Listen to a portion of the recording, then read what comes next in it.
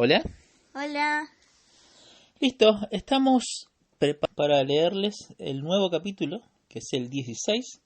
Les comento que falta poco, ya va quedando menos del libro de la biografía de Adoniram Hudson. Ujú. Y estamos en un punto, la verdad, atrapante. Sí. Atrapante. Mica, ¿qué nos podrías decir del 15? Y que arrestaron a Adoniram porque los birmanos y los británicos estaban en guerra, entonces los birmanos pensaban que cualquier extranjero era espía, entonces arrestaban a los extranjeros y Adoniram no era birmano, era estadounidense. Además hablaba inglés, así que Ajá, era como si fuera inglés, ajá, o sea, británico. sí, Y, y estaba bien complicada la situación. Bien mucho. complicada. Apenas Anne pudo visitarle una vez, pero el capítulo terminaba antes diciendo, el 15 termina diciendo que no sabía Adoniram si luego de esa vez podría volver a ver a su esposa. Mm, Eh, Muy triste, muy sucio la celda, sí, poco tiempo pueden salir a la luz, sí. eh, mucho mal olor. La verdad es que la situación es desesperante para Adoniram. Ujú. También decía el capítulo 15 que los ataban como a un palo de bambú o algo así. Mm. Ah, sí, que dormían y mientras dormían me parece que no podían, estaban levantados. Mm, O sea, muy incómodo, muy terrible. Eh, la verdad es que damos gracias a Dios, por un lado, que acá en Argentina, en Latinoamérica en general, no estamos por esa situación mm, aún.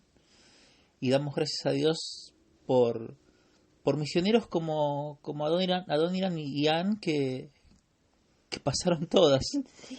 Gracias a Dios por ellos que pudieron sembrar la palabra de Dios Ujú. en, en este país tan lejano que es Birmania, hoy llamado Myanmar. Mm, Bueno, vamos con el 16. ok. Eh, bueno, se titula Aung Pen La y comienza así. Anne visitaba a Adoniram siempre que lograba persuadir a los caras manchadas para que la dejasen entrar en la prisión. Pero la preocupación de Adoniram por la seguridad de su esposa aumentaba con cada visita. Los oficiales birmanos habían registrado la casa de los Hudson de arriba abajo y se habían llevado cuanto encontraron de valor. Anne, no obstante, se anticipó y enterró en el jardín cierta cantidad de oro, así como la traducción completa del Nuevo Testamento efectuada por su marido. Uf.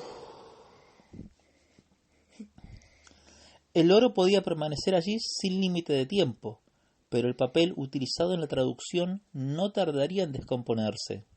Se trataba de un trabajo minucioso de varios años, por lo cual Anne preguntó a Adoniram qué debía hacer para que estuviera a salvo. Adoniram meditó el asunto durante varios días. Fuera de la cárcel no tenía amistades en las cuales confiar. Todos sus amigos estaban encerrados con él, pero incluso en el caso de que los tuviera, no quería poner sus vidas en peligro. Todo birmano a quien se le encontrara documentación extranjera estaba abocado a una muerte segura. Finalmente, Adoniram pidió a Anne que metiera todas las hojas de la traducción en una almohada. No cualquier almohada, sino la más abultada, sucia y vieja que pudiera encontrar, y se la trajera a la prisión. De esa forma la traducción estaría siempre en su poder, y con un poco de suerte, la condición de la almohada sería tan repugnante que ni el más avaro de los caras manchadas la querría. Los días se convertían en semanas y los presos esperaban que algo, lo que fuese, sucediera. De vez en cuando escuchaban un solo disparo efectuado por una cañonera birmana desde el cercano río. Se trataba de una contraseña para informar a la ciudad de que el ejército birmano había perdido otra batalla frente a los británicos. Para los prisioneros extranjeros significaba la prohibición durante algunos días de todas las visitas, conversaciones y paseos por el patio. La persistencia de Anne por conseguir que algún oficial del gobierno ayudara a su esposo acabó dando su fruto. Todos los prisioneros eran trasladados durante las horas del día a unas diminutas chozas de bambú situadas en el patio de la cárcel. Allí, por lo menos, podían sentarse y respirar aire fresco. Adoniram sintió un gran alivio. No obstante, desde allí escuchaba los gritos de los prisioneros que eran torturados a lo largo del día, algo que aborrecía, pero acabó acostumbrándose, ya que estar fuera era muchísimo mejor que permanecer hacinado las 24 horas del día en una celda apestosa e infectada de ratas. Por la noche, los prisioneros regresaban a la celda y eran atados al temido palo de bambú. Cuando Anne no le visitaba, las horas se hacían interminables y dedicaba el tiempo a jugar al ajedrez, un juego que siempre le había gustado, pero al que rara vez había podido jugar desde que llegara a Birmania. Ahora disponía de todo el tiempo del mundo. Henry y él fabricaron un juego de piezas con astillas de bambú. El tablero lo pintaron con el hollín de la lámpara de aceite de la celda sobre un trozo de cuero que pertenecía a un prisionero birmano muerto. Adoniram y Henry jugaban durante horas. Cuando Anne no tuvo más remedio que interrumpir sus visitas, Adoniram agradeció la distracción que le brindaba el ajedrez. Anne debía dar a luz en cualquier momento, algo que a él no dejaba de preocuparle. Habían perdido 2 hijos, y considerar siquiera la posibilidad de perder un tercero era algo que no quería ni pensar. El 26 de enero de 1825, un mensajero metió una nota destinada a Adoniram por debajo de la puerta de la celda. Hoy ha nacido María Elizabeth Butterworth Hudson. Gracias a Dios estamos vivas las 2. Te quiero, Anne. Una sensación de alivio le invadió, pero este no tardó en convertirse en una profunda tristeza. ¿Qué clase de futuro esperaba a la pequeña María? ¿Conocería alguna vez a su padre? ¿La asesinarían junto a su madre si el ejército británico se aproximaba más a Ava? Eran preguntas para las cuales Adoniram carecía de respuesta. Lo único que podía hacer era orar, porque el futuro no resultara tan sombrío como lo estaba haciendo el presente. La situación en aquella prisión experimentó un cambio radical a partir del 1 de marzo. A la última hora de la tarde, un grupo de caras manchadas rodeó la choza diurna donde Adoniram estaba tumbado. «Levántate ahora mismo y vuelve a la celda», gritó el más corpulento de ellos. Adoniram se levantó y tomó la almohada que escondía la traducción del Nuevo Testamento. «Deja eso ahí», ordenó el guardia, pinchando la mugrienta almohada con un palo. Adoniram obedeció y comenzó a caminar. Cuando se encontraba en el centro del patio, miró hacia atrás y quedó horrorizado al ver lo que estaba sucediendo. Los caras manchadas estaban destruyendo su choza con unos palos largos. Antes de entrar en la prisión, miró por última vez y vio cómo la choza había quedado reducida a un montón de trozos de bambú dispersos por el suelo, y en medio de aquel montón estaba la almohada que ocultaba la preciada traducción. Adoniram entró en la celda en medio del más absoluto desconsuelo. ¿Qué estaba sucediendo? ¿Habrían entrado en Ava los británicos?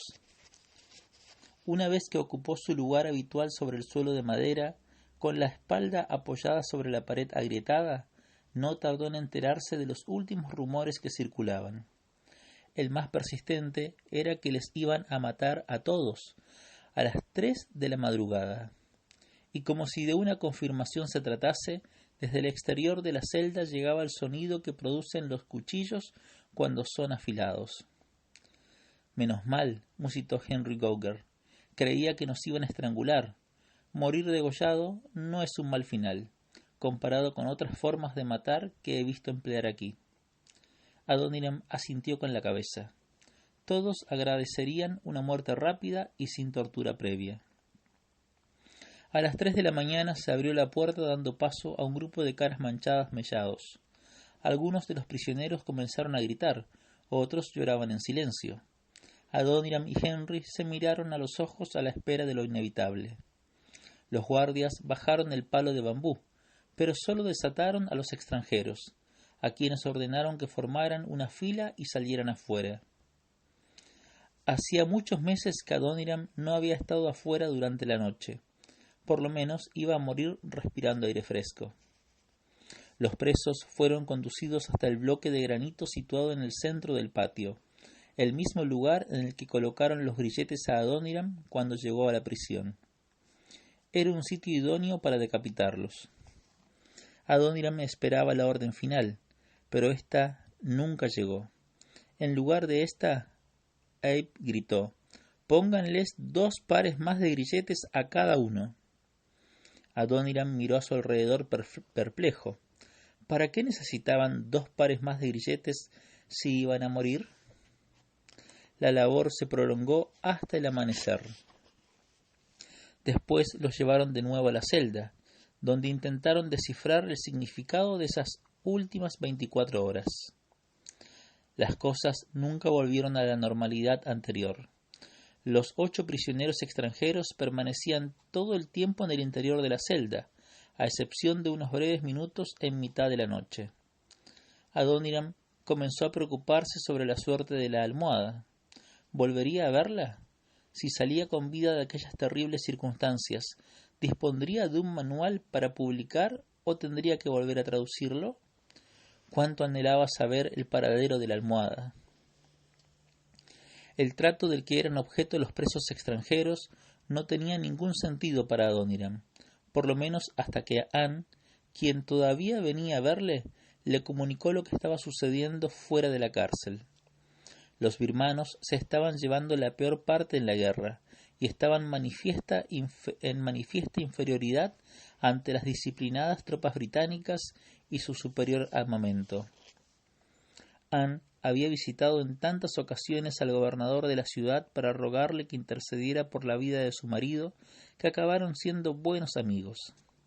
El gobernador sentía fascinación por los Estados Unidos y por su forma de vida, y pasaba horas haciéndole preguntas y escuchando los relatos de su niñez. A cambio, se comprometió a hacer todo lo posible para ayudar a los prisioneros extranjeros, aunque al haber sido estos encarcelados bajo una orden directa del rey, no podía ponerlos en libertad.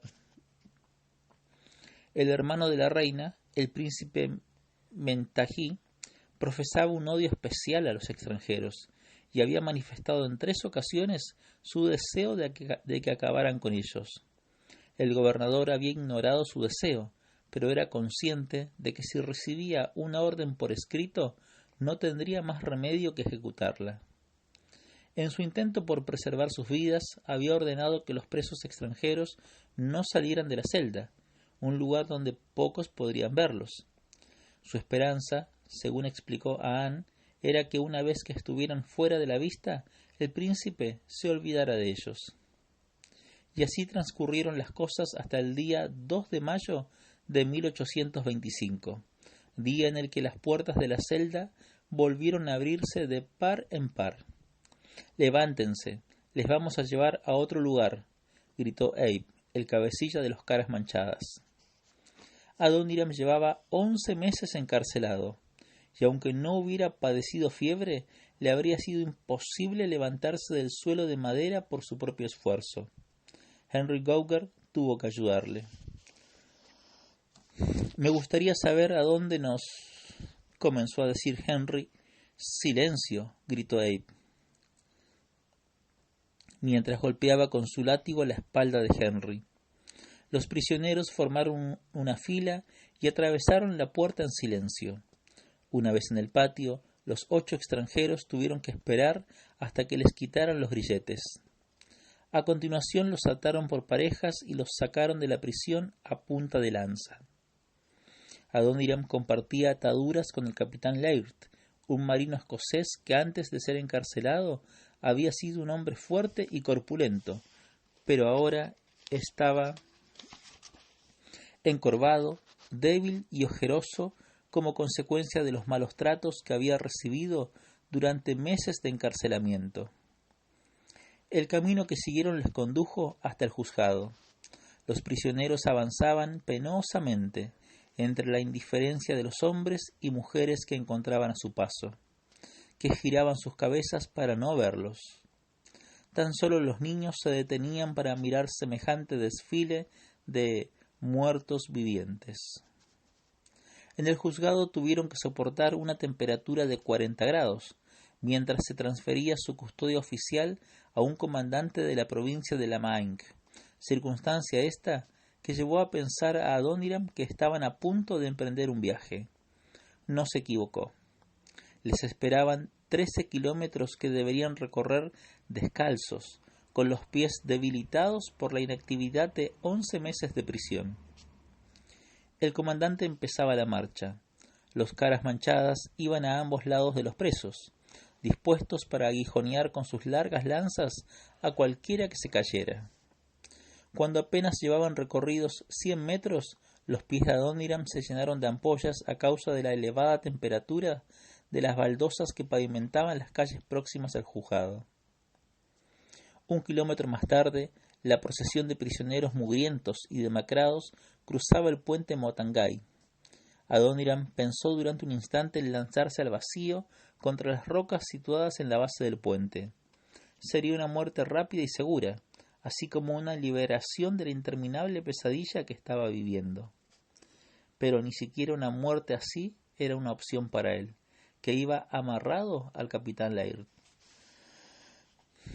Uno de los presos, un hombre griego, se desplomó 1 kilómetro más adelante. Los caras manchadas le golpearon sin piedad, pero de nada sirvió. Finalmente el comandante ordenó que trajeran una carreta para transportarlo, y que un cara manchada se quedara con él, mientras el resto proseguía. Adoniram también deseaba ir en una carreta. Sus pies estaban llenos de ampollas ensangrentadas, y el calor abrasador del sol impedía incluso que se concentrara en el paso siguiente. Cuando llevaban recorridos unos 4 kilómetros, un antiguo sirviente de Henry llegó corriendo para ver a su señor por última vez. Cuando vio la condición de Adoniram, se quitó el turbante y lo partió en varios trozos, vendando sus pies a toda prisa. Los prisioneros tenían prohibido detenerse un solo instante. Después hizo lo mismo con los de Henry Gauger. El dolor disminuyó levemente, y cuando el sirviente regresó para ofrecer que se apoyara en él, el misionero lloró calladamente.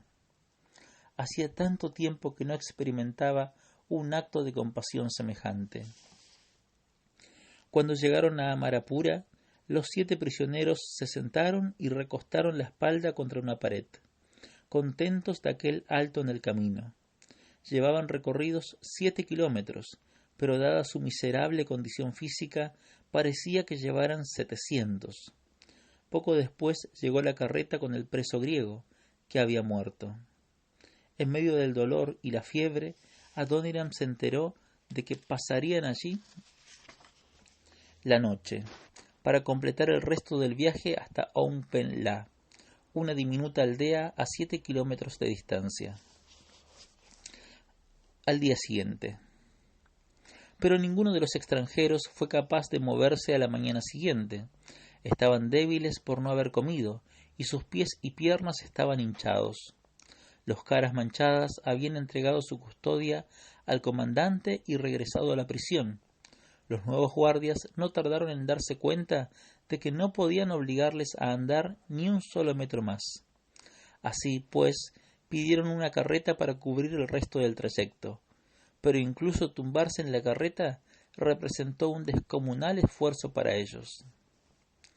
El traqueteo consiguiente fue un verdadero suplicio para el cuerpo huesoso de Adoniram, quien a duras penas mantenía la conciencia, y a pesar de que reemprendieron el viaje al alba, la carreta se detuvo frente a una choza abandonada mediada la tarde, bajo un sol implacable. Al igual que el resto de chozas birmanas, ésta se levantaba sobre unos soportes, lo cual requirió un esfuerzo supremo de los prisioneros para arrastrarse por los escalones hasta el interior. El techo daba impresión de haber cedido hacía bastante tiempo, y la puerta había sido arrancada. Para desaliento de Adoniram, en el centro de la choza había un palo de bambú y un montón de grilletes en una de las esquinas. Aquello era otra prisión. Adoniram se sentó mientras le colocaban los grilletes en los tobillos. Se sentía tan desdichado que ya nada le importaba, solo deseaba permanecer inmóvil. Una vez más entró en un estado de semi-inconsciencia. Por un momento pensó que Anne y la pequeña María, de 3 meses, estaban frente a él. Anne le agitaba un hombro y decía: «Despierta, Adoniram, despierta, he venido a verte». Adoniram luchaba por mantenerse despierto. Le resultaba casi imposible enfocar la mirada, pero su mente le aseguraba que no estaba soñando. Su fiel esposa le había encontrado. «¿Por qué has venido?», balbuceó aturdido. «Esperaba que no me siguieras hasta aquí para verme morir. No te puedes quedar». Dicho lo cual, se desmayó. Fue incapaz de recordar nada más hasta después del anochecer. Cuando se despertó tenía los pies elevados por encima de la cabeza, atados al mismo tipo de dispositivo de bambú que cuando estaba en la prisión de la muerte. Sin embargo, en esta ocasión padecían una nueva clase de tortura: los mosquitos. La nueva prisión estaba rodeada de rosales, y puesto que no tenía techo, los mosquitos tenían a su disposición un verdadero festín, con los pies hinchados y sangrientos de los presos. La agonía era absoluta, sobre todo teniendo en cuenta que los pies estaban lo suficientemente elevados para que les resultara imposible ahuyentar a los hambrientos insectos. La noche se hizo interminable, pero el sol salió finalmente y con él llegó el alivio que representaba verse libres del palo de bambú. También les dieron la posibilidad de poder sentarse en la baranda. Adoniram consideró aquello como una señal positiva, aunque tan solo Henry Gauger tuvo las fuerzas suficientes para arrastrarse tan lejos. Poco después llegó un grupo de hombres de una aldea cercana para reparar el techo, otra señal de ánimo para los maltrechos prisioneros. Tal vez, después de todo, no les habían trasladado allí para matarlos. Uno de los amigos del Dr. Price llegó con un gran recipiente lleno de arroz frío con curry. Los hombres devoraron con gratitud la comida. Anne, que había pasado la noche en la aldea, llegó un poco más tarde. Adoniram estaba plenamente consciente y rebosante de alegría por verla. Anne había venido con 2 de las niñas birmanas que cuidaba y, por supuesto, con la pequeña María. Adoniram supo que Anne pretendía quedarse en los alrededores para ofrecer cualquier ayuda posible al grupo. Durante la hora de la comida, el panadero de Henry Gauger llegó desde Ava con unas tortas y pescado salado. Mientras comían, Anne comentó a su esposo que era la primera vez que comía en los 2 últimos días. Adoniram se quedó horrorizado y miró a su esposa y a su hija preguntándose si estarían vivas un mes después. Fin. Parecía que mejoraba que mejora un poco, pero bueno, quedamos con la preocupación de que vio mal a su esposa y a su hija. Qué terrible. Tuvieron que caminar 13 kilómetros estando en los huesos, flacos, sin músculos porque estaban siempre encerrados, o sea, no estaban acostumbrados a caminar, con 40 grados de temperatura sobre adoquines, el piso caliente. Sí, además de que si alguno es como yo, se cansa rápido. Así que... Solo de milagro, la verdad es que es solo de milagro que se mantienen vivos. Sí. Bueno, el próximo capítulo es el 17 y se titula El sello negro. Vamos a ver si es eso bueno o malo. Ujú. Será hasta la próxima. Que Dios les bendiga muchísimo y no se olviden de orar por los misioneros. Ujú. Hasta luego. Hasta la próxima.